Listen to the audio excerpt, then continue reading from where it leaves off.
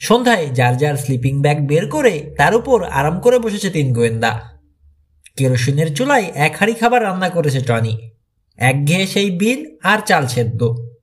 3টে মোম জ্বলছে এখন। সুরঙ্গ মুখে একটা কম্বল ঝুলিয়ে দিয়ে এসেছে সে, যাতে বাইরে আলো বেরোতে না পারে। এক কোণে জয় চিবাচ্ছে শাড়ি। যার যার প্লেটে খাবার দেয়া হলো। কি করে জানলে তোমরা যে আসল গুহাটাই খুঁজে পেয়েছ? মোসা জিজ্ঞেস করলো। এত গুহার মধ্যে আলাদা করে চিনলে কি করে? কিছু কিছু চিহ্ন দেখে। পাথর পড়ে বন্ধ হয়েছিল গুহা মুখ, ওগুলো কিছু কিছু সরিয়ে যখন ঢুকলাম পেয়ে গেলাম ইগনাসিওকে। ইগনাসিও ভিলার এক সিপাহী। 1916 সাল থেকে গুহায় থেকে থেকে তার চেহারা অবশ্যই আর চেনার ছিল না। আসলে চেহারাই আর অবশিষ্ট নেই, শুধুই কঙ্কাল। ইউনিফর্মের কয়েকটা টুকরো তখনও লেগেছিল, আর তার খুলিটা। দয়া করে এখন একটু চুপ করো, বাধা দিয়ে বলল মোসা। আমি এখন এই রাজকীয় খানা গেলার চেষ্টা করছি।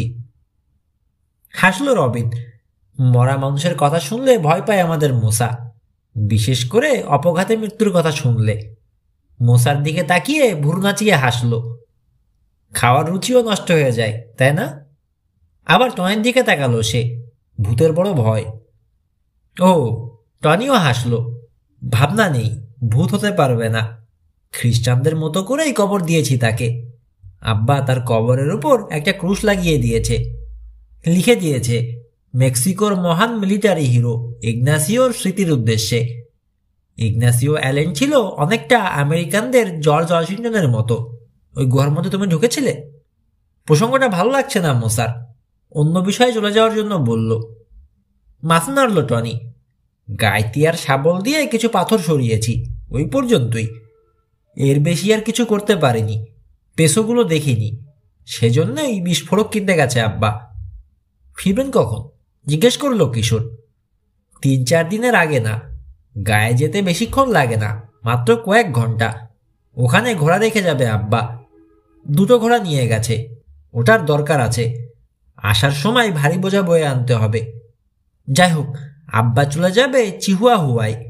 ওটাই সবচেয়ে কাছের শহর, যেখানে ডিনামাইট আর দরকারি অন্যান্য জিনিস কিনতে পাওয়া যায়। তার মানে, রবিন বলল, ডজকে আমাদেরই সামলাতে হবে? হয়তো ইজাবেলাকেও, তবে আমরা 4 জন। 2 জন মানুষকে কাবু করতে না পারার মতো কিছু নেই। নতুন বন্ধুদের দিকে তাকালো টনি। ভালো লাগছে আমার, একার সামলাতে হবে না ওদেরকে। আরো 3 জনের সাহায্য পাবো। ডজের ব্যাপারে যে আমাকে সাবধান করে দিলে তার জন্য আর একবার ধন্যবাদ দিচ্ছি তোমাদেরকে। তোমরা আমাকে চিনতেও না। কিশোরের মনে পড়ল, ওদের পরিচয়ই এখনো দেয়া হয়নি টনির কাছে, শুধু নাম বলেছে। বলল, তোমার জন্যই যে কেবল এ কাজ করছি তা নয়, আমাদেরও আগ্রহ আছে। এটা আমাদের জন্য আরেকটা কেস। মানে? টনি বুঝতে পারছে না। ডিটেকটিভের মতো কথা বলছো তুমি?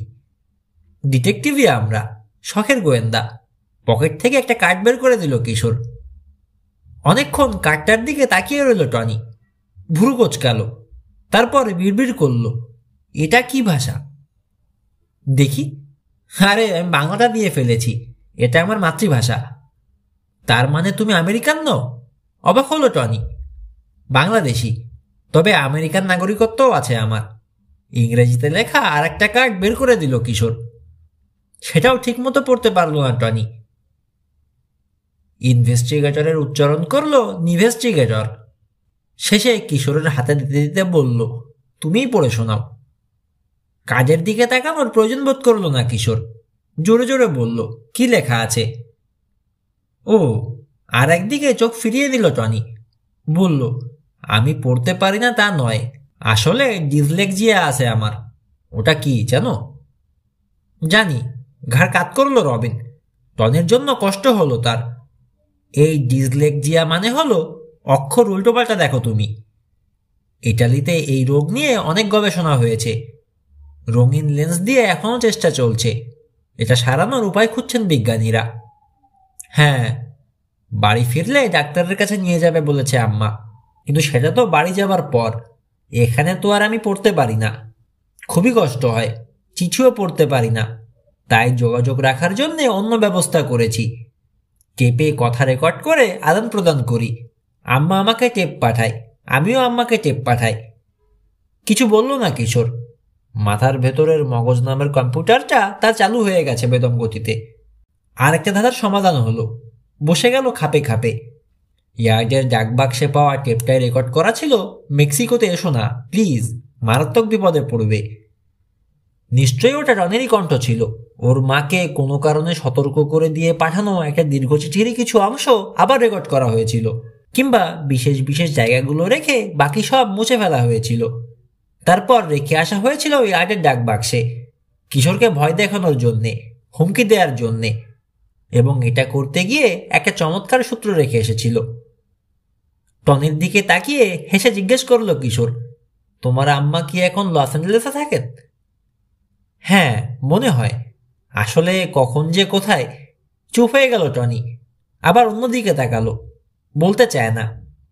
চাপাচাপি করলো না কিশোর। তবে আর একটা কথা জানা দরকার। তুমি কি তোমার আম্মার মতো দেখতে? মানে তোমার মতোই সোনালি চুল? হ্যাঁ, আমার মতো চোখও নীল। কেন? না, ভাবছি। হাই তুলল কিশোর। শুয়ে পড়ল লম্বা হয়ে। ঘুমালে কেমন হয়? সবাই রাজি। কয়েক মিনিট পর ফু দিয়ে মোমবাতি নিভিয়ে দিল ওরা। সুরঙ্গ মুখের কাছে ঝোলানো কম্বলটা গিয়ে খুলে নিয়ে এলো টনি। চারজনে স্লিপিং ব্যাগে ঢুকলো। তারপর ঘুম। পরদিন খুব সকালে ঘুম ভাঙল কিশোরের।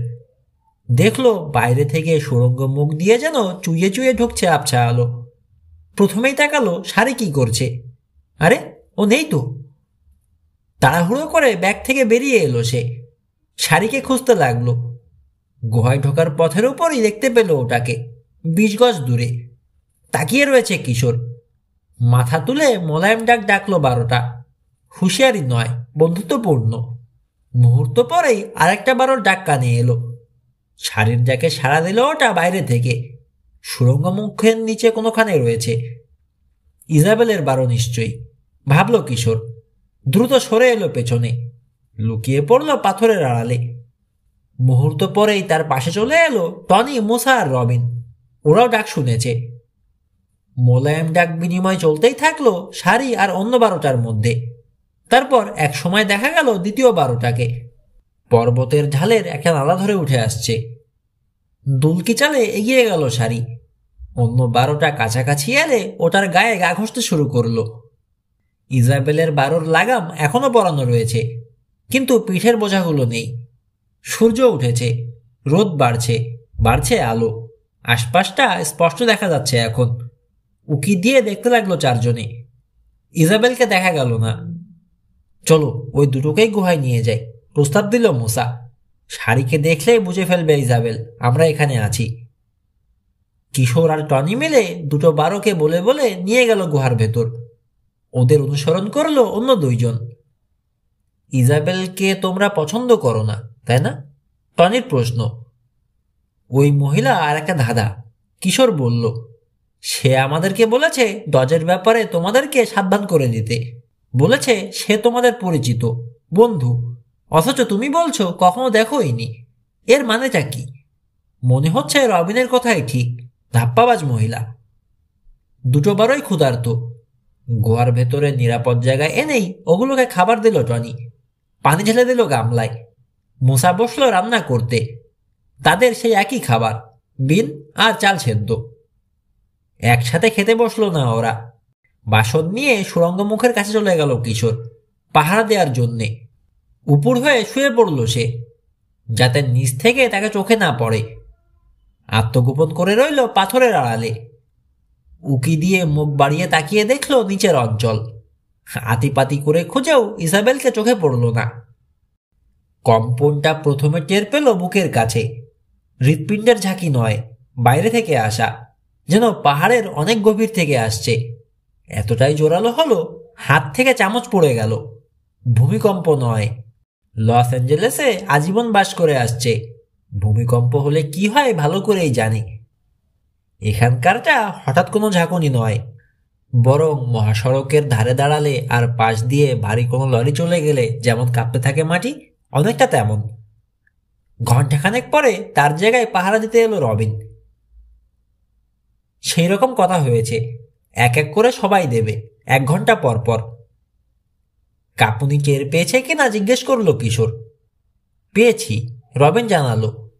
ভূমিকম্পের মতো কিন্তু মনে হলো না, অন্যরকম। এই পর্বতমালাকে বিশ্বাস নেই, বয়ে পড়েছি, এখন তার প্রমাণ পাচ্ছি। কখন যে কি ঘটে যাবে বলা মুশকিল। আচ্ছা, কালকে যে বনে আগুন লাগতে দেখলাম। না না, আগুন তো না, ধোঁয়া। এর কি ব্যাখ্যা বলো তো? ফিরে তাকালো সে, পেছনে কিছুই দেখতে পেল না। দেয়ালের মতো দাঁড়িয়ে আছে পাহাড়ের উঁচু চূড়া, গুহামুখের উপর থেকে উঠে গেছে অনেকখানি। কুইন সাবে। রবিনের প্রশ্নের জবাব দিল কিশোর, অর্থাৎ জানে না। পাহাড়ায় বসলো রবিন, নিচের দিকে তাকিয়ে ইসাবেলকে খুঁজতে লাগলো তার চোখ। কিশোর যখন এসেছিল তার 2 ঘন্টা পরে এসে রবিনকে মুক্তি দিল মূসা। নিচে তাকিয়ে মনে হলো তার একটা নড়াচড়া দেখতে পেয়েছে, স্পষ্ট বুঝতে পারল না। পাখির ডাক ডেকে গুহার ভেতরে বন্ধুদেরকে জানিয়ে দিল তার সন্দেহের কথা। কোথায়? সুড়ঙ্গ মুখের কাছে আবার উপর হয়ে শুয়ে জিজ্ঞেস করলো কিশোর। ওই যে ওখানটায়। বায়ে হাত তুলে দেখালো মূসা। 4 জনেই দেখতে পেল অনেক নিচের মূর্তিটাকে। একজন লোক, মাথায় স্টেটসন হ্যাট, হাতে রাইফেল নিয়ে ধীরে ধীরে উঠে আসছে এদিকেই। Dodge Morris. গুহায় লুকিয়ে থাকার কোনো মানে নেই, কিশোর বলল। ডজ আসতে চাইলে ঠিকই চলে আসবে চিহ্ন দেখে দেখে। গুলি করতে করতে ঢুকলে তখন আমাদের কিছুই করার থাকবে না। তাহলে লুকিয়ে থেকে প্রথম আক্রমণটা আমাদেরকেই করতে হবে, বলল রবিন। হ্যাঁ, মাথা ঝাঁকালো কিশোর। একটা বুদ্ধি এসেছে মাথায়, এতে কাজ হতেও পারে। বলে ফেলো। চলো ভিতরে গিয়ে বসি, এখানে প্রাইভেসি নেই। হামাগুড়ি দিয়ে ঢুকতে আরম্ভ করলো কিশোর, তাকে অনুসরণ করলো অন্যেরা। মিনিট খানেক পরে কিশোর, টনি আর রবিন বেরিয়ে এলো আবার। টনির হাতে তার রাইফেল বুকের কাছে ধরে রেখেছে, অপেক্ষা করে রইল ডজ পথের বাঁকে অদৃশ্য না হওয়া পর্যন্ত। তারপর দ্রুত নামতে শুরু করলো। পাথরে পা পিছলে যাচ্ছে, কিন্তু পরোয়াই করল না। নেমে চলে গেল একটা বড় পাথরের আড়ালে। তাকে অনুসরণ করে গিয়ে রবিনও লুকিয়ে পড়ল। সুড়ঙ্গ মুখের কাছে পড়ে আছে কিশোর, মাথা নিচু করে রেখেছে। যতটা না হলে ডজকে দেখতে পারে না, তার বেশি তুলছে না। রাইফেল বাগিয়ে সাবধানে উঠে আসছে ডজ, শাড়ির পায়ের ছাপ দেখে দেখে। 20 গজের মধ্যে চলে এলো ডজ। ডজ, চিৎকার করে বলল কিশোর। ডজ, আমি টনি। টনি? ঝট করে ট্রিগার গাজের ভেতর আঙুল চলে গেল ডজের। কোথায় তুমি? এই যে এখানে, উপরে, চেঁচিয়ে জবাব দিল কিশোর। আমার হাতে রাইফেল আছে, আপনার দিকে তোলা। হেসে উঠল ডজ। তাহলে করো গুলি। ঠিক কোথায় আছো তুমি তাহলে জেনে যেতে পারবো আমি, তারপর খুলি ছাতু করে দেব। নালার ঠিক মাঝখান দিয়ে এসেছে পায়ে চলা পাহাড়ি পথ, সেটা ধরে আবার এগোতে লাগলো সে। উঠে আসতে থাকলো ওপরে। কি চাই আপনার? ভয় পেয়েছে যেন, কণ্ঠস্বরকে এমন করে তুলল কিশোর। এখানে এসেছেন কেন? কথা বলতে। তুমি আর তোমার বাবার সঙ্গে পঞ্চফেলের ব্যাপারে কথা বলতে চাই। রাইফেল ফেলে দিন, কর্কশ কণ্ঠে আদেশ দিয়ে পাথরের আড়াল থেকে বেরিয়ে এলো টনি ডজের পেছনে। নলের মাথা দিয়ে জোরে গুঁতো মারল লোকটার পিঠে। অবাক হয়ে গেল ডজ, বিমূঢ়। কি হলো, ফেলছেন না কেন? আবার গুঁতো লাগালো টনি। কিশোরের বুদ্ধি কাজে লেগেছে, তার ফাঁদে পা দিয়ে বোকা বনেছে ডজ। সে ভেবেছিল টনির সঙ্গেই বুঝি কথা বলছে। কি কাণ্ড, মুহূর্ত আগে ছেলেটার কথা শুনেছে ওপরে, এখন শুনছে পেছনে। রাইফেল ফেলল না সে, তবে দ্বিধায় পড়ে গিয়ে নামাতে বাধ্য হলো। এদিকে ফিরবেন না, মাথাও ঘোরাবেন না। আবার কঠোর গলায় আদেশ দিল টনি। কিশোর যা আশা করেছিল তাই ঘটল, অন্তত ঘটার উপক্রম হলো। লাফ দিয়ে আড়াল থেকে বেরিয়ে এলো রবিন। মাথা ঘোরাতে না করা হয়েছে, তবুও ঘোরাতে গেল ডজ। সবে অর্ধেকটা ঘুরিয়েছে ঘাড়, এই সময় বেরোলো রবিন। কাজেই তাকে চোখে পড়ল না ওর। এক হ্যাচকা টানে ডজের হাত থেকে রাইফেল কেড়ে নিয়ে 10 গজ দূরের একটা ক্যাকটাস ঝোপে ফেলে দিল রবিন। গর্জে উঠল ডজ। কারাতে যোদ্ধার পজিশন নিয়ে ফেলেছে রবিন। মূসার মতো অতটা ওস্তাদ নয় সে, অত শক্তি কিংবা ক্ষিপ্রতাও নেই, তবে মন্দ বলা যাবে না। তার বিশ্বাস ডজকে কাবু করে ফেলতে পারবে। কিন্তু রবিনকে আক্রমণ করল না ডজ। আচমকা চরকির মতো পাক খেয়ে ঘুরল, হাত লম্বা করে দিয়েছে, ধাপ করে খোলা আঙুলের থাবা গিয়ে বাড়ি মারল টনির মাথায়। তোলে উঠে পিছিয়ে গেল টনি। লাফিয়ে এগিয়ে এলো রবিন, কিন্তু ততক্ষণে টনির রাইফেলের নল চেপে ধরেছে ডজ। জোরে এক মোচড় দিয়ে হ্যাঁচকে টান দিতেই অস্ত্রটা চলে এলো তার হাতে। পিছিয়ে গিয়ে সেটা তুলে ধরলো রবিনের দিকে। দাঁত বের করে হিসিয়ে উঠল। বিচ্ছুর দল, হাঁটো, নিজের দিকে হাঁটবে। রাইফেলের রেঞ্জের বাইরে যাওয়ার আগে থামবে না। অস্ত্রহীন হয়ে গেছে, কিছুই করার নেই আর দুজনের। টনি কিছু করার চেষ্টা করলেই তাকে গুলি করবে ডজ। ধীরে ধীরে নামতে শুরু করলো দুজনে। পথ ধরে নেমে গেল প্রায় 100 গজ। তারপর ঘুরল ডজ, উঠতে শুরু করলো কিশোরের দিকে। কয়েক গজ উঠে চিৎকার করে ডাকলো, এই বেরিয়ে এসো, নলে কিন্তু গুলি শুরু করব। উঠে দাঁড়ালো কিশোর। ট্রিগারে আঙুল চেপে বসলো ডজের। আর একটু বাড়লেই গুলি বেরিয়ে যাবে। বেশ, নেমে এসো এবার। দ্রুত চলে যাও বন্ধুদের কাছে, তবে তার আগে কয়েকটা প্রশ্নের জবাব দাও। লোকটাকে জুতোর প্যাচে ফেলার সুযোগ খুঁজতে লাগলো কিশোর, কিন্তু রাইফেলের নল যেভাবে ওর দিকে মুখ করে আছে তাতে কিছু করা সম্ভব নয়। টনির বাবা কোথায় জানতে চাইল ডজ। দ্রুত ভাবনা চলছে কিশোরের মাথায়। ডজকে বিশ্বাস করাতে হবে গুহার ভেতরে কেউ নেই। মুসাকে নিয়ে পানি আনতে গেছে, ওদের দেখা পাবো কি করে? ঝর্ণাটা মাইল 2 দূরে, পাহাড়ের আর এক পাশে, এখান থেকে দেখা যায় না। আলতো করে মাথা ঝাঁকালো একবার ডজ, হাসলো। তাহলে পেশোগুলোকে পাহারা দেওয়ার এখন কেউ নেই, তুমি ছাড়া? গুড। আচ্ছা, এখন ঘোরো, গিয়ে তোমার বন্ধুদের সঙ্গে বসে থাকো, লুকিয়ে থাকবে, আমার চোখে যাতে না পড়ো। পিঠে গুলি খেতে না চাইলে জলদি ভাগো। হতাশ ভঙ্গি করলো কিশোর। পরাজিত বিধ্বস্ত হয়ে যেন দ্রুত নামতে শুরু করলো নালার ভেতর দিয়ে। ও পাথরের আড়ালে হারিয়ে না যাওয়া পর্যন্ত অপেক্ষা করলো ডজ। তারপর মাথা নিচু করে দুহাতে রাইফেল ধরে ঢুকলো সে সুড়ঙ্গের ভেতরে। ওকে আসতে শুনলো মোসা। গুহার ঠিক ভেতরেই অপেক্ষা করছে, আশা করছে মাথা নিচু করেই ঢুকবে ডজ। ঢুকতে হবে ওভাবেই। ঘাড়ে কারাতের কোপ মারার জন্য চমৎকার একটা সুযোগ পেয়ে যাবে তাহলে। হাত তুলল সে, আঙুলগুলো সোজা করে শক্ত করে রেখেছে, গায়ে গায়ে চেপে লেগে রয়েছে একটা আরেকটার সঙ্গে। এইভাবে ডজের ঘাড়ে একটা কোপই যথেষ্ট, মাথা তোলার আর সুযোগ পাবে না, ঢলে পড়বে মাটিতে। গুহায় ঢুকলো ডজ। সাপের মতো ছোবল হানলো যেন মোসার উদ্যত হাত, কিন্তু একটা বারও শব্দ করে ফেললো। আর শেষ মুহূর্তে মাথা সোজা করে ফেললো লোকটা। মোসার কোপটা ঘাড়ে না লেগে লাগলো তার কাঁধে। হোঁচট খাওয়ার মতো ঝাঁকুনি খেয়ে সামনের দিকে এগিয়ে গেল তার শরীরটা। হাত থেকে রাইফেল ছাড়লো না। লাফ দিয়ে পেছনে চলে এলো মোসা। আর একবার আঘাত হানার জন্য উঠে গেল হাত, কিন্তু সামনে নিয়েছে ততক্ষণে ডজ। রবিন আর টনিকে পরাজিত করার সময় যেমন বিদ্যুৎ খেলে গিয়েছিল শরীরে, তেমনই খেললো আর একবার। অসাধারণ ক্ষিপ্র লোকটা, চিতাবাঘকেও হার মানায়। কখন ঘুরলো বুঝতেই পারল না যেন মোসা। শুধু দেখলো তার দিকে ঘুরে গেছে ডজ, রাইফেলের নল বুকের দিকে তাক করা। হাত নামালো মোসা। পর মুহূর্তে আন্দাজ করলো ডজের তুলনায় তার একটা সুবিধে বেশি। রোদ থেকে ভেতরে এসেছে লোকটা, তীব্র আলো থেকে আবছা অন্ধকারে, চোখে সয়নি এখনো। দ্রুত কিছু করতে পারলে হয়তো কাবু করেও ফেলতে পারবে ডজকে, গুলি করার আগেই। এক পাশে সরে গেল সে, বোঝার চেষ্টা করলো ডজ দেখতে পেয়েছে কিনা, কিছু করতে গেলে গুলি খাবে কিনা। কিছুই বুঝতে পারলো না। এতগুলো ঘটনা ঘটে গেল মুহূর্তের মধ্যে, কাজেই কিছুই বোঝার নেই। ঝুঁকি নিল সে, এক পায়ের গোড়ালিতে ভর দিয়ে ঘুরল। পাক শেষ হওয়ার আগেই ঝট করে উপরে তুলে সোজা বাড়িয়ে দিল ডান পাটা। ডজের বুকের সামান্য নিচে লাগলো লাথি। পুরো একটা সেকেন্ড বাঁকা হয়ে রইল ডজ, শ্বাস নিতে পারছে না। যথেষ্ট সময় পেল মোসা। লাফিয়ে সামনে এগিয়ে কোনোই দিয়ে একেবারে মেপে একটা ভয়াবহ আঘাত হানলো ডজের ঘাড়ে। মারটা আরেকটু জোরে হলে মরেই যেত র্যাঞ্চার। ওটোসো হিজিয়াটি সহ্য করে দাঁড়িয়ে থাকা কোনো মানুষের পক্ষে সম্ভব নয়। ডজও পারল না, ঢলে পড়ল মেঝেতে, কিছু সময়ের জন্য বেহুশ। অন্য 3 জন যখন গুহায় ঢুকলো তখনও মেঝেতেই পড়ে আছে সে। দড়ি বের করে শক্ত করে বাঁধল তাকে টনি। খানিক আগেও রাইফেল হাতে যে হম্বিতম্বি করেছিল, সে এখন পুরোপুরি অসহায়। তার দিকে তাকিয়ে রয়েছে 4 জনে। উত্তেজনা টের পেয়েই বোধহয় খাওয়া থামিয়ে দিয়েছিল 2 বারো। আবার মুখ নামিয়ে জয় তুলে নিয়ে চিবাতে শুরু করলো।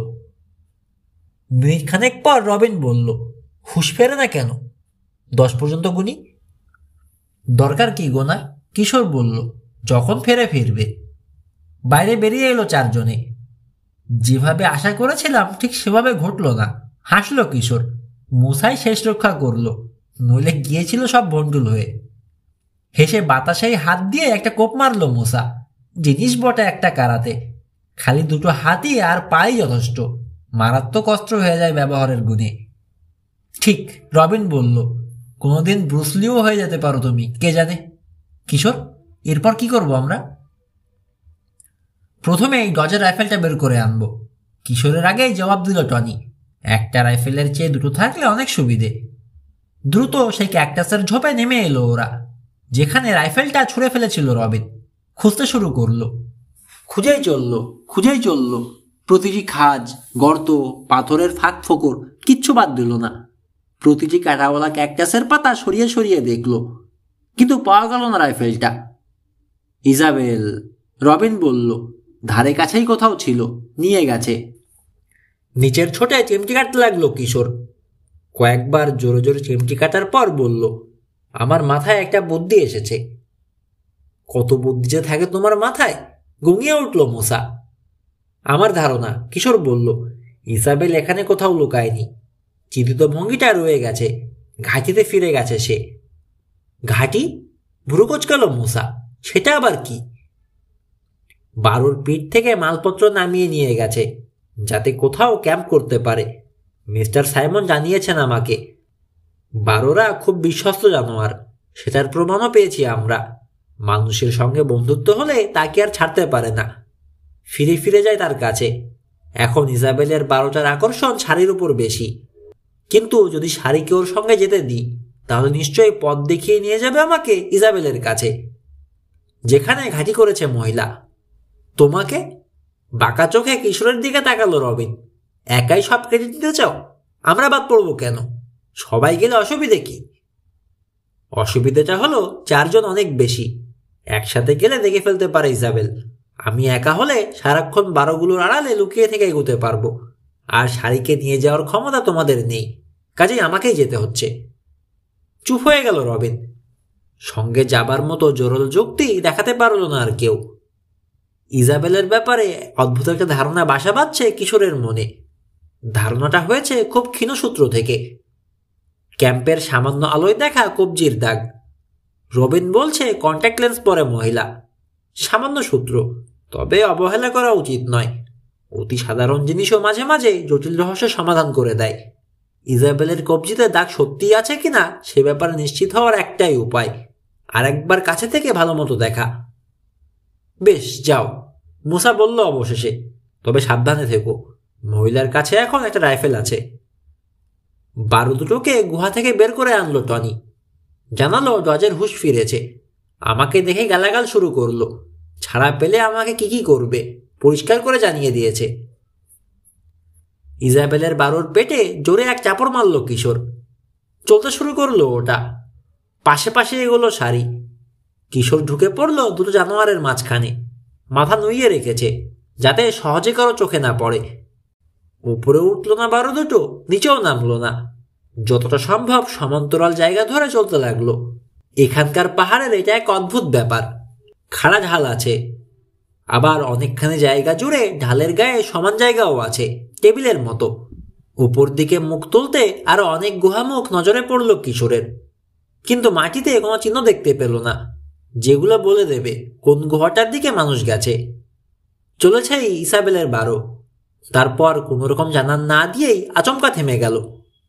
ওটার পাশে থমকে দাঁড়ালো শাড়ি। মাটিতে উপর হয়ে শুয়ে পড়ল কিশোর। 100 গজ উপরে পাহাড়ের গায়ে একটা ফাটল মতো চোখে পড়ল। পাথরের আড়ালে থেকে যতটা সাবধান সম্ভব ক্রল করে এগোলো সে সেটার দিকে। তাকে অনুসরণ করল না ইজাবেলের 12, তবে নড়লও না। যেখানে ছিল সেখানে দাঁড়িয়ে রইল। কাছেই ছোট একটা শেষ ঝোপ দেখতে পেয়ে সেদিকে এগিয়ে গেল শাড়ি। পাতা ছিঁড়ে চিবাতে শুরু করলো। দেখা দেখি অন্য 12টাও গিয়ে তাতে মুখ দিল। কোনো শব্দ করল না। ভুল করলাম না তো, ভাবল কিশোর। পাহাড়ের ওই সরু ফাটলে নিশ্চয় ঢোকার পথ নেই, আর তাহলে ওখানে ক্যাম্প করাও সম্ভব নয় ইজাবেলের পক্ষে। তবু আর একটু কাছে এগিয়ে দেখা যাক কিছু আছে কিনা। ঘাড়ে হাত পড়ল এই সময়, শীতল স্পর্শ, শক্ত করে চেপে ধরেছে যেন। তার মুখের কাছ থেকে একটু দূরেই মাটি থেকে যেন গজিয়ে উঠেছে জিনিসটা। আসলে গেড়ে দেয়া হয়েছে একটা কাঠের ক্রুশ, আড়াআড়ি বাঁধা দুটো কাঠের বাঁধনের কাছের একটা কোণ আটকে গিয়েছিল ওর ঘাড়ে মাথা তোলার সময়। নাম খোদাই করা রয়েছে ক্রুশটাতে, ইগনাসিও। পেয়ে গেল তাহলে। গুহার বাইরেই কবর দেয়া হয়েছে কঙ্কালটাকে। তার মানেই কাছেই কোথাও রয়েছে পঞ্চভিলার গুহা, যেটাতে লুকানো রয়েছে পেশোগুলো। ইজাবেল কি দেখে ফেলেছে? ওই গুহাতে গিয়ে ক্যাম্প করেছে সে, নাকি উপরে বসে আছে কোনোখানে ওই ফাটলের ভেতর? উপরে থেকে থাকলে এতক্ষণে 12-2টোকে দেখে ফেলার কথা। দেখে থাকলে জানার চেষ্টা করবে কেন এসেছে ওগুলো। মাটিতে লম্বা হয়ে পড়ে রইল কিশোর, অপেক্ষা করছে। মিনিট খানেকের বেশি থাকতে হলো না। মেক্সিকান মহিলার পরিচিত মূর্তিটা চোখে পড়ল। পশমের তৈরি ঢিলেঢালা স্কার্ট, লাল শাল, কালো বেনি। গুহা থেকে বেরিয়ে তাকিয়ে রয়েছে নিচে 12-2টোর দিকে। হাতে রাইফেল, বোল্ট টানার শব্দ কানে এলো কিশোরের। যাও, নিজেকে বলল কিশোর। সময় হয়েছে ইজাবেল সম্পর্কে সমস্ত কথা জানার। মাথা নামিয়ে রাখল সে। ভাবছে, যদি তার অনুমান ভুল হয়ে যায়, যদি তার সন্দেহের জবাব রাইফেলের বুলেট দিয়ে দেয় ইজাবেল। ঝুঁকি না নিলে জানা যাবে না। চিৎকার করে বলল সে, আম্মা আম্মা, আমি টনি আম্মা। কিশোরের জীবনের দীর্ঘতম 10টি সেকেন্ড নড়ল না ইজাবেল। তারপর রাইফেল হাত থেকে ফেলে দৌড়ে নামতে লাগলো কিশোরের দিকে। টনি, চেঁচিয়ে বলছে মহিলা। টনি, কোথায় তুই বাবা? ঠিক আছিস? ভালো আছিস? স্প্যানিশ ছাড়া অন্য ভাষা না জানার ভান করছে না এখন, পরিষ্কার ইংরেজিতে বলছে। উঠে দাঁড়ালো কিশোর। হ্যাঁ, টনি ভালোই আছে। চালাকিটা করার জন্য আমি দুঃখিত, তবে এছাড়া আপনার সাহায্য পাওয়ার আর কোনো উপায় ছিল না। আমাদের সবারই সাহায্য দরকার, টনিরও। কয়েক গজ দূরে থমকে দাঁড়িয়েছে ইজাবেল। আরো 10টি সেকেন্ড কিশোরের দিকে স্থির দৃষ্টিতে তাকিয়ে রইল। হাসলো অবশেষে। এসো, ডাকলো সে। বলো আমাকে, কি হয়েছে? ফিরে তাকালো কিশোর। শান্ত ভঙ্গিতে পাতা ছেড়েছে 12-2টো। খাওয়া নিয়ে ব্যস্ত, আর কোনো দিকে নজর নেই। মহিলাকে অনুসরণ করে ফাটলটার দিকে এগোলো সে। ডজ কোথায়? রাইফেল তুলে নিয়ে জিজ্ঞেস করলো মহিলা। পাহাড়ের নিচে যতদূর চোখ যায় তাকিয়ে দেখলো লোকটা আছে কিনা। ওকে নিয়ে ভাবনা নেই। গুহায় কি ঘটেছে জানালো কিশোর। মাথা ছেঁকালো ইজাবেল। সেফটি ক্যাচ অন করে দিল। টনি আর ওর বাবার চিন্তায় মাথা খারাপ হয়ে যাচ্ছিল আমার। কাল এই গুহাটা দেখেছি আমি। ভেতরে দুজনের জিনিসপত্র পড়ে আছে, কিন্তু ঘোড়ার পায়ের ছাপ সব পুরনো, তাই বুঝতে পারিনি কোথায় গেছে ওরা। কিশোর জানালো, টনির বাবা গেছে ডিনামাইট কিনতে, যাতে গুহার মুখে পড়ে থাকা পাথরের স্তূপ উড়িয়ে দিতে পারে। পঞ্চভিলার গুহায় ঢুকতে চায় দুজনে। কয়েকদিনের মধ্যেই ফিরে আসবেন টনির বাবা। ডজের রাইফেল পেলেন কি করে জানতে চাইল কিশোর। রাতে আমি ঘুমিয়ে থাকার সময় 12টা ছুটে গেল। আজ সকালে খুঁজতে বেরোলাম, ওটাকে তো পাইনি। পেলাম এই রাইফেলটা, একটা ক্যাকটাসের গোড়ায়। এতে ডজের নাম খোদাই করা রয়েছে। ডজকে দেখলাম না কোথাও। মনে হলো এটা একটা ফাঁদ হতে পারে। হয়তো আরেকটা রাইফেল নিয়ে কোথাও ঘাপটি মেরে আছে সে, কিংবা বুটের মধ্যে যে ছুরিটা লুকিয়ে রাখে সেটা হাতে নিয়ে। তাড়াতাড়ি চলে এলাম তখন এখানে, কারণ এদিক থেকে তাকে বেরোতে দেখেছিলাম। হাসল কিশোর। ইজাবেল যখন রাইফেল তুলে নেয় তখন ডজের কি অবস্থা সেটা ভেবে। ওই লোকটা লুকিয়ে ছিল না, ছিল হাত পা বাঁধা অবস্থায় মেঝেতে পড়ে। আর কয়েক মিনিট আগে গেলেই সব দেখতে পেত ইজাবেল। রবিন যেখানে রাইফেল ছুঁড়ে ফেলেছিল সেখান থেকে টনির গুহাটা দেখা যায় না, সেজন্যেই ওটাও দেখতে পায়নি ওর মা। আবার হাসি ফুটেছে ইজাবেলের মুখে। কি করে বুঝলে তুমি আমি টনির মা? স্প্যানিশ ছাড়া তো আর কিছু বলিনি আমি। আর এই পোশাকে একটুও তো আমেরিকান মনে হয় না আমাকে। শালটা হাতে নিয়ে একটা বেনি ধরে টান দিল সে। খুলে চলে এলো কালো পরচুলা। পকেটে ভরে রেখে আঙুল চালালো সোনালি চুলে। মনে হচ্ছিল না, এটা সির্ফ সন্দেহ। একটা মুহূর্ত চুপ করে রইল কিশোর। দুটো ব্যাপার পরিষ্কার হওয়া দরকার। সেদিন রাতে আগুনের ধারে বসে যখন কথা বলছিলেন, বারবার হাতের ঘড়িটাকে নিচ থেকে উপরে ঠেলে তুলছিলেন, চামড়ায় হালকা রঙের একটা দাগ দেখেছিলাম। নিজের হাত দেখালো কিশোর। এই অভিযানে এসে দীর্ঘ সময় রোদে কাটিয়ে চামড়ার রং অন্যরকম হয়ে গেছে। হাত ঘড়ি খুলে নিল সে। সর্বক্ষণ ঘড়ি বাঁধা থাকায় কবজির কাছে একটা রিং তৈরি হয়েছে। ওখানটাতেও রোদ লাগতে পারেনি, ফলে চামড়ার আসল রং রয়ে গেছে। যেখানে যেখানে রোদ পড়েছে ওখানকার চামড়ার রং গাঢ়। মেক্সিকানদের চামড়ার রং সাধারণত বাদামি হয়, বলল সে। সারাক্ষণ হাতে ঘড়ি বাঁধা থাকলে ওখানকার চামড়ার রং বড়জোর বাদামি হবে, সাদা কিছুতেই হতে পারে না। কিন্তু অ্যাংলোদের চামড়ার রং হয়ে যায় ফ্যাকাশে সাদা। মাথা ছেঁকালো ইজাবেল। খুব চালাক ছেলে তুমি, আমার টনির মতো। আমার বন্ধু রবিনের চোখে পড়েছে আরেকটা জিনিস, আপনার কন্ট্যাক্ট লেন্স। অভিনয় করার সময় অনেক সময় ওসব পরে নেয় অভিনেতারা, ছবিতে তাদের চোখের রং বদলে দেওয়ার জন্যে। সেটা যখন আমাকে বলল রবিন, সন্দেহটা আপনার উপর বাড়লো আমার। সূত্রও বলতে পারেন এগুলোকে। মনে হতে লাগলো বাদামিটা আপনার শরীরের স্বাভাবিক রং নয়, আর চোখের রঙও মেক্সিকানদের মতো গাঢ় বাদামি নয়। না, তা নয়। মাথা নিচু করে লেন্স দুটো বের করে আনলো ইজাবেল। বেরিয়ে পড়ল চোখের আসল রং, একেবারে টনির মতো, নীল। লেন্সগুলো একটা প্লাস্টিকের কেসে ভরে রেখে দিল সেই স্কার্টের পকেটে। তাছাড়া কিশোর বলল, আপনাকে ইংরেজি বলতেও শুনেছি আমি, তবে স্প্যানিশে যখন কথা বলছিলেন তখন সত্যিই আপনার গলা চিনতে পারিনি। আপনি আমাকে র্যাঞ্চে ফোন করে বলেছিলেন লেকের ওপারের গায়ে যেতে। কিশোরের হাত ধরল ইজাবেল। আমি সত্যি দুঃখিত। পিরেটো আমাকে ওই বুদ্ধি বলেছিল। আমি কল্পনাই করতে পারিনি দাঁড়টা এত পচা।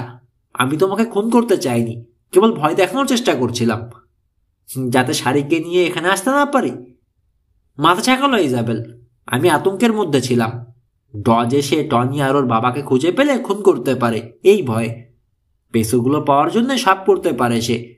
থামলো মহিলা। এতই ভয় পেয়েছিলাম আমি আরো বোকামি করেছি। বাসে তোমাদেরকে ঠেকাতে চেয়েছি যাতে র্যাঞ্চে ঢুকতে না পারো। তারপর সেদিন রাতে শাড়িকে চুরির চেষ্টা করেছি। আমার বোঝা উচিত ছিল ও আমাকে কাছেই ঘেঁষতে দেবে না। একটা পাথরের আড়াল থেকে ওয়াকি টকি বের করলো ইজাবেল। ফিতে আছে ওটার। কাঁধের সঙ্গে ঝুলিয়ে রাইফেলটা হাতে তুলে নিল আবার। চলো টনির গুহায় যাব, ওকে দেখার জন্য অস্থির হয়ে আছি আমি। পিরেটোর সঙ্গে যোগাযোগ হয়েছে? জিজ্ঞেস করলো কিশোর। ও, তাহলে এটাও জানো? সবই যেন দেখা যায়। দুটো বারোকে নিয়ে চলেছে কিশোর। হাসলো। অনেক কিছুই অজানা আছে এখনো। এই যেমন ধরুন আপনার আসল নাম। ইজাবেল আপনার নাম নয়, তাই না? না, নেলি। তবে তুমি আমাকে ইজাবেল বলে ডাকতে পারো। আসলে আমি এমন এক দেশের মানুষ যেখানে বয়স্কদের নাম ধরে ডাকার নিয়ম নেই। সেটা অভদ্রতা। আমেরিকায় থাকলে কি হবে, রক্তের টান আর সামাজিকতা তো ভুলতে পারি না। আপনাকে আমি আন্টি বলেই ডাকবো, নেলি আন্টি। হাসলো ইজাবেল। আচ্ছা, ডেকো। কিশোর আগের কথার খেই ধরল। আমি জানি পিরেটোর একটা ওয়াকি টকি আছে, নষ্ট হয়ে গিয়েছিল, আমি মেরামত করে দিয়েছি। আর সেদিন রাতে যখন আমাদের সাথে কথা বলতে এলেন আপনি, তখন রবিন আপনারটা দেখে ফেলেছিল। উদ্বিগ্ন ভঙ্গিতে মাথা নাড়ল ইজাবেল। আজ সকালে পিরেটোর সঙ্গে যোগাযোগ করার অনেক চেষ্টা করেছি, কিন্তু ওর কোনো জবাব নেই। শেষবার যখন কথা বলেছি বেশি দূরে ছিল না সে, বড় জোর একদিনের পথ। এতক্ষণে চলে আসার কথা ওর। কিছু হয়েই গেল কিনা দ্বিধা করল মহিলা। ডজ ওকে দেখে ফেলেছে কিনা কে জানে, তাহলে মেরে ফেলবে। ডজ জানে পিরেটো ওর পিছু নিয়েছে? না জানলেও আন্দাজ করতে বাধা কোথায়? হতে পারে এই কারণেই ঘোড়ার পা খারাপের সুতো দিয়ে রয়ে গিয়েছিল পেছনে, তারপর ঘুরে চলে গিয়েছিল। পিরেটোর জন্য ঘাপটি মেরেছিল কোথাও। আমাকেও দেখে থাকতে পারে। একটা বারো আর একজন মেক্সিকান মহিলাকে কেয়ারই করবে না সে, কিন্তু পিরেটোকে করবে, ঠেকানোর জন্য খুন করবে। আবার দ্বিধা করলো ইজাবেল, হয়তো করে ফেলেছেও। আপনি অযথা ভয় পাচ্ছেন। মহিলাকে অভয় দেওয়ার চেষ্টা করলো কিশোর। পিরেটোকে আমি চিনি। ডস চালাক, তাতে কোনো সন্দেহ নেই। পিরেটো তার চেয়েও অনেক চালাক, ও অন্য জিনিস। হ্যাঁ, নিজেকে সান্ত্বনা দেওয়ার ভঙ্গিতেই যেন বলল ইজাবেল। ঠিকই বলেছ। দ্রুত পা চালিয়েছে ওরা।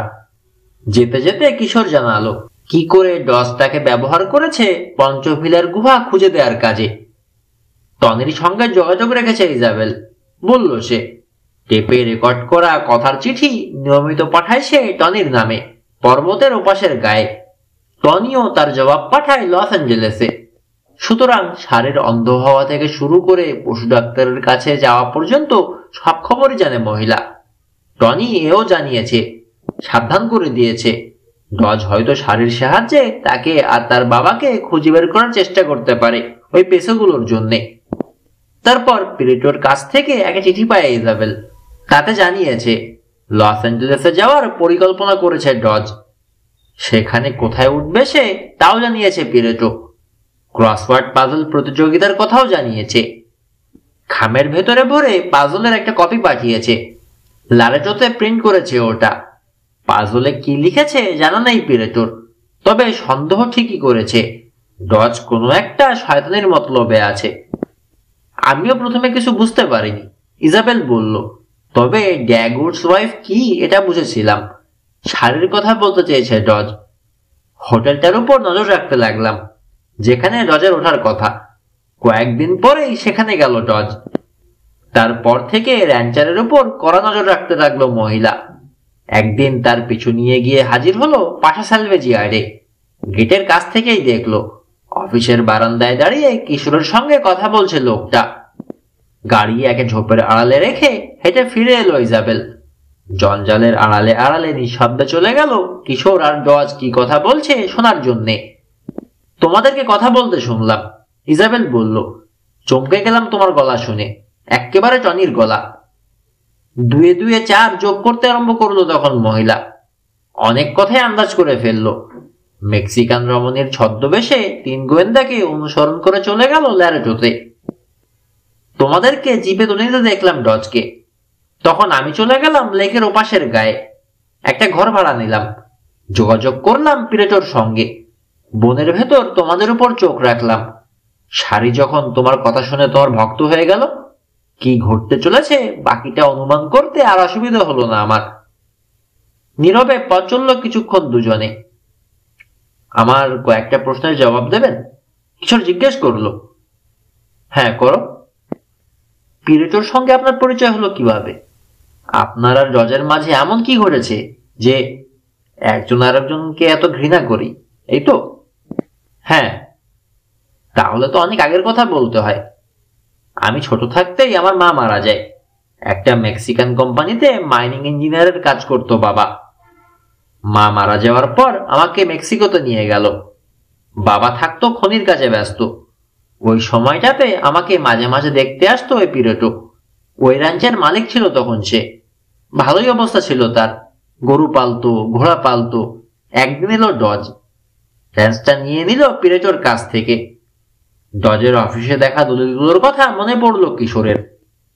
হ্যাঁ, অনেক র্যাঞ্চারের মতোই ব্যাংক থেকে টাকা ধার নিয়ে কাজ চালাতো পিরেটো। ঋণপত্রগুলো কিনে নিল ডজ। শেষ চেষ্টা করতে চাইলো পিরেটো। গরু ঘোড়া বিক্রি করে ধার শোধ করতে চাইলো, কিন্তু সেই সুযোগ তাকে দেয়া হলো না। র্যাঞ্চ দখল করে নেওয়া হলো। আমি গেলাম তখন আদালতে পিরেটোকে সাহায্য করতে, কিন্তু লাভ হলো না। ওখানেও ঘুষখোর লোক আছে, তাদেরকে টাকা দিয়ে বশ করলো ডজ। শেষ পর্যন্ত পিরেটোকে র্যাঞ্চটা হারাতেই হলো। নিচের উপত্যকার দিকে তাকালো কিশোর। সেখান থেকে দৃষ্টি ছড়িয়ে দিল ওপারের পর্বতের দিকে। সে আশা করলো ইজাবেলের অনুমান ভুল। খানিক পরে এসে হাজির হবে পিরেটো, কিন্তু তার কোনো চিহ্নই চোখে পড়ল না। আসছে না। গরম লাগলো, যেন আগুনের আঁচ। হঠাৎ করেই ঘটল ঘটনাটা। বাতাসে কোনো রকম জানান দেয়নি। পরিবেশ বদলে যেতে শুরু করেছে। গরম বাড়ছে, অন্ধকার হয়ে আসছে। উপরে তাকালো কিশোর। ছড়িয়ে পড়েছে ধূসর রঙের মেঘ। কেঁপে উঠল পায়ের নিচের মাটি। পর্বতের চূড়াটা দেখতে পাচ্ছে। তীব্র গতিতে সেখান থেকে উপরে উঠে গেল এক ঝলক ধোঁয়া। এর আগে দুবার দেখেছে ধোঁয়া, তার চেয়ে অনেক ঘন এখনকার ধোঁয়া এবং কালো। বুঝে ফেললো ব্যাপারটা। ইস, কি গাধা হয়েছিল নাকি এত কদিন। ইস, গাধা হয়েছিল নাকি কদিন। নিজেকে লাথি মারতে ইচ্ছে করলো তার। আরো আগেই বোঝা উচিত ছিল। মুসা তো প্রশ্নই তুলেছিল, মেঘটা অন্যরকম কেন? তার মানে ওগুলো ধোঁয়া নয়, মেঘও নয়, বাষ্প। আগ্নেয়গিরি। কথা সরছে না যেন কিশোরের গলা দিয়ে। ওর হাত আঁকড়ে ধরলো ইজাবেল, টেনে দাঁড় করালো। কপালের ওপর হাত নিয়ে এসে সেও তাকিয়ে রইল চূড়ার দিকে। হ্যাঁ, ফিসফিসিয়ে বলল, আগ্নেয়গিরি। সিয়েরা মাদ্রাতেও আছে, এ জানতাম না আমি। হাওয়াইতে দেখেছি আগ্নেয়গিরির অগ্নুৎপাত, জানি আমি কি ঘটে ওখানে। এটা ফাটতে যাচ্ছে।